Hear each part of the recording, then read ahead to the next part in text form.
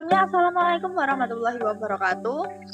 Perkenalkan, kami dari kelompok 8 ingin memaparkan materi pada mata kuliah penelitian tindakan kelas oleh dosen pengampu yaitu Dr. Sri Mulyati, Magister Pendidikan.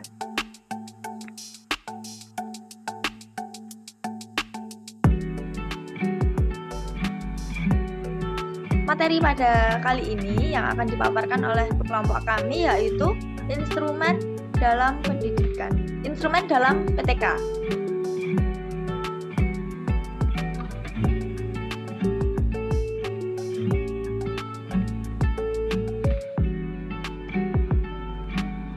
Dengan anggota kelompok, yang pertama ada Sri Maulana Akbar Rahmadi, yang kedua ada Taufik Diwangsa Pandoyo, yang ketiga ada Adelia Puspita Anggraini, yang keempat ada saya, Renova Adisti Putri, dan yang terakhir ada Arfia Muzayanha Mustika. Untuk yang selanjutnya, pemaparan akan disampaikan oleh rekan saya, yaitu Sri Maulana Akbar Rahmadi. Waktu dan tempat disilahkan. Baik, di sini saya akan menjelaskan mengenai latar belakang. Demi tercapainya tujuan pembelajaran yang optimal, perlu diadakan peningkatan kualitas pembelajaran secara berkesinambungan. Upaya peningkatan tersebut diharapkan dapat meningkatkan kompetensi, kepribadian, dan profesionalisme guru. Salah satu upaya peningkatannya adalah dengan melaksanakan penelitian tindakan kelas. Dalam sebuah PTK, diperlukan adanya alat atau instrumen untuk mengumpulkan data terkait kegiatan pembelajaran. Alat tersebut hendaknya dapat mencerminkan cara pelaksanaan pembelajaran. Instrumen ini menjadi sesuatu yang vital dalam penelitian karena tanpa adanya instrumen tidak akan dapat tercapai tujuan yang diinginkan. Terkait dengan penggunaan instrumen dalam penelitian tindakan kelas, terdapat beberapa hal yang perlu diketahui dan dipahami terkait dengan pengertian instrumen, jenis-jenisnya, maupun contoh-contohnya.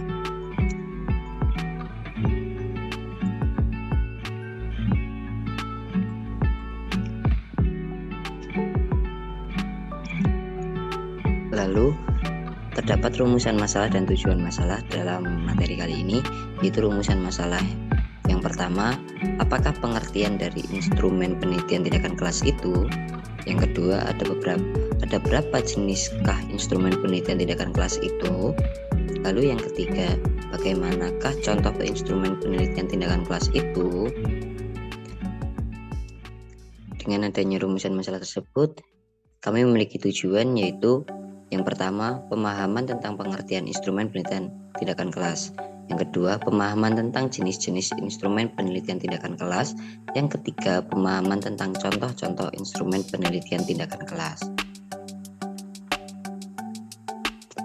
Materi tersebut adalah materi yang dapat saya jelaskan. Materi selanjutnya yang akan dijelaskan oleh rekan saya, yaitu Mas Taufik.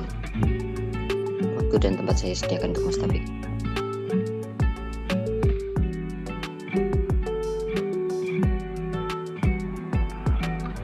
Oke, selanjutnya saya akan menjelaskan tentang pengertian instrumen penelitian PTK.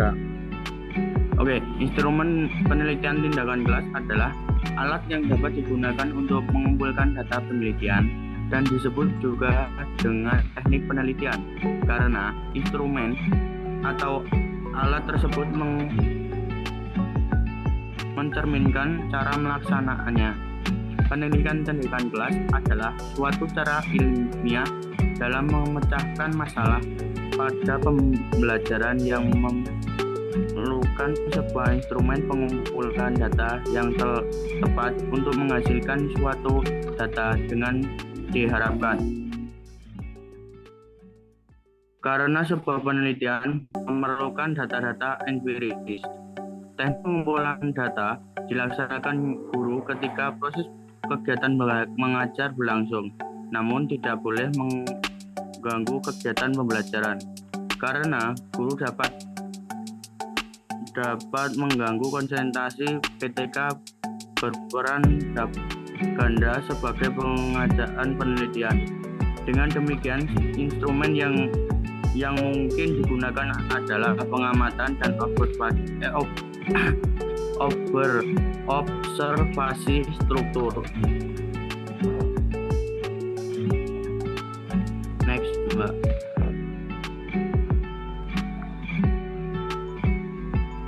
Oke, selanjutnya di sini ada jenis-jenis instrumen PTK. Oke, yang pertama observasi, yang kedua wawancara, yang ketiga catatan harian, yang keempat tes.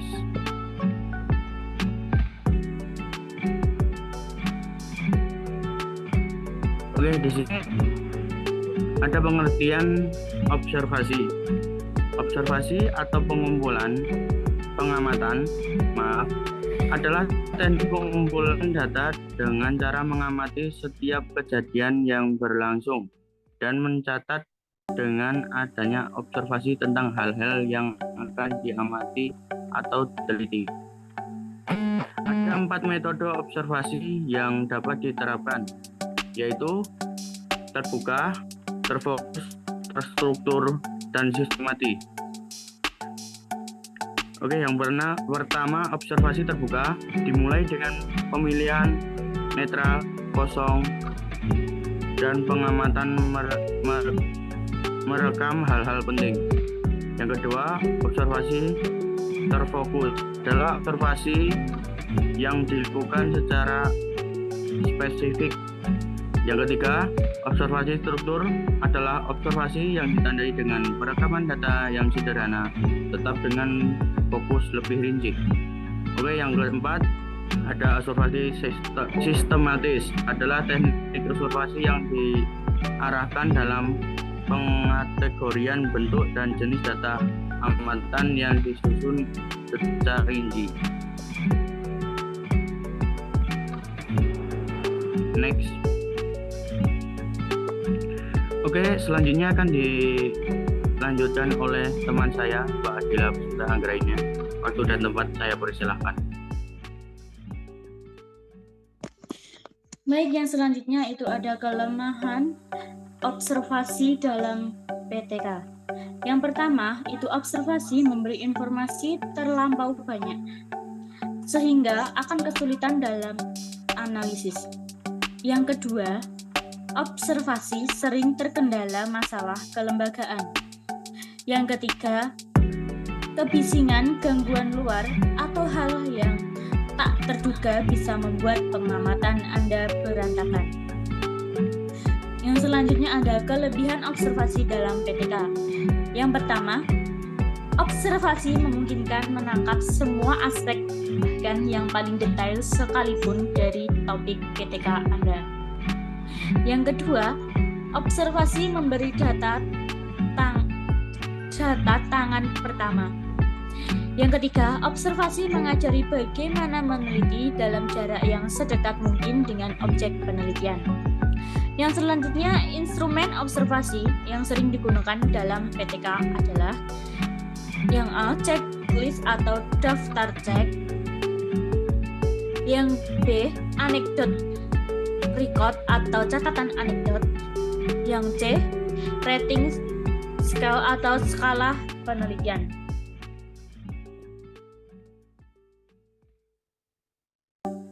Yang kedua ada wawancara.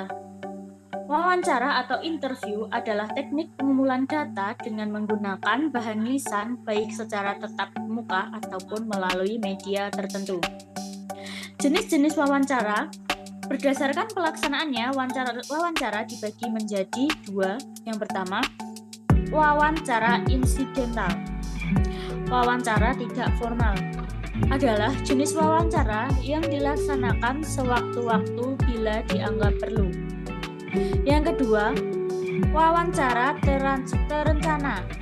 Wawancara formal adalah jenis wawancara yang dilaksanakan secara terencana dengan baik mengenai waktu pelaksanaan, tempat dan topik yang akan dibicarakan. Yang selanjutnya, berdasarkan bentuk pertanyaan dan jawaban dibagi menjadi dua. Yang A, closed question adalah bentuk pertanyaan yang tertutup di mana siswa hanya cukup menjawab ya atau tidak. Yang B, pertanyaan terbuka adalah wawancara yang memberikan kesempatan siswa dan siswi untuk menjawab pertanyaan sendiri.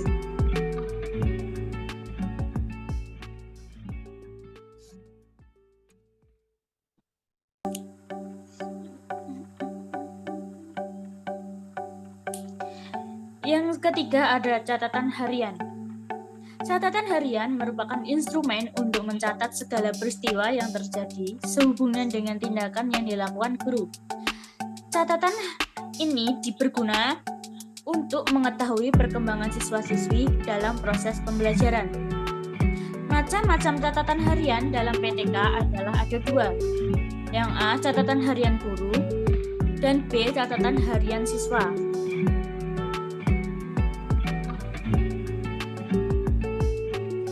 Baik, untuk yang selanjutnya akan dibacakan oleh rekan saya, yaitu Arfia Muzana. Silahkan. Baik, selanjutnya yang keempat, tes.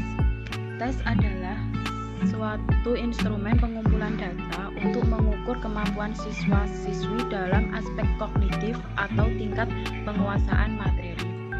Jenis tes berdasarkan cara pelaksanaannya adalah A. Tes tertulis, B. Tes esai atau uraian, C. Tes objektif. Saya ulangi, jenis tes berdasarkan cara pelaksanaannya adalah A. Tes tertulis. Tes tertulis terbagi menjadi dua, yaitu tes esai dan tes objektif. Yang B. Tes lisan, C. Tes perbuatan atau peragaan.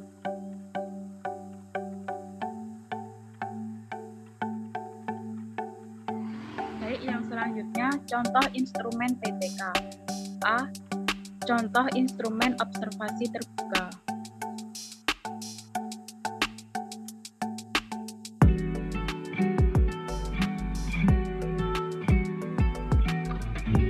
Yang B, contoh lembar observasi terfokus.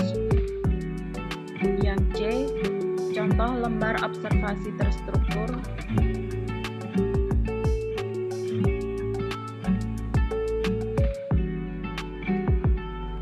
D, contoh lembar observasi sistematis.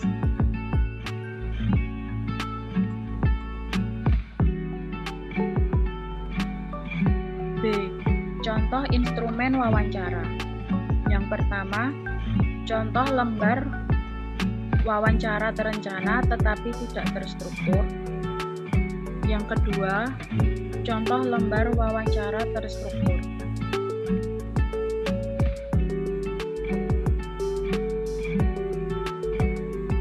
C, contoh instrumen tes. Yang pertama, lembar contoh tes tertulis. Yang kedua, lembar contoh tes lisan.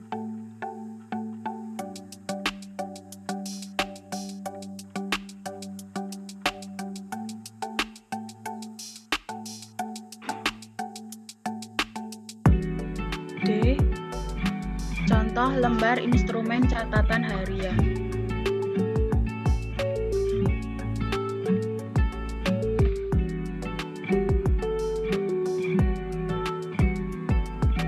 Baik, selanjutnya saya kembalikan ke moderator.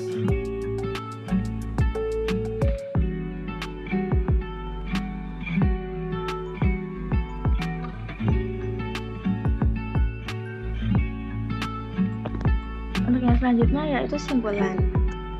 Instrumen penelitian tindakan kelas adalah alat yang dapat digunakan untuk mengumpulkan data penelitian yang melibatkan peran serta seorang guru, di mana guru bertindak sebagai instrumen pokok atau instrumen kunci dalam penelitian tindakan kelas dan berpartisipasi penuh dalam pengumpulan data.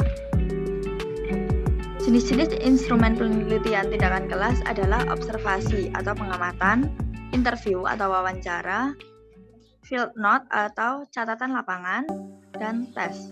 Untuk contoh-contoh instrumen penelitian tindakan kelas adalah yang pertama ada contoh format instrumen observasi, yang kedua ada contoh format instrumen wawancara, yang ketiga contoh format instrumen tes, dan yang keempat ada contoh format instrumen catatan harian.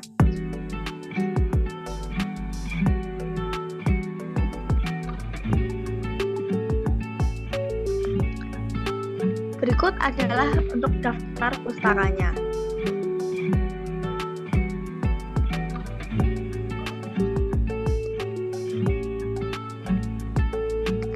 Sekian pemaparan dari kelompok kami.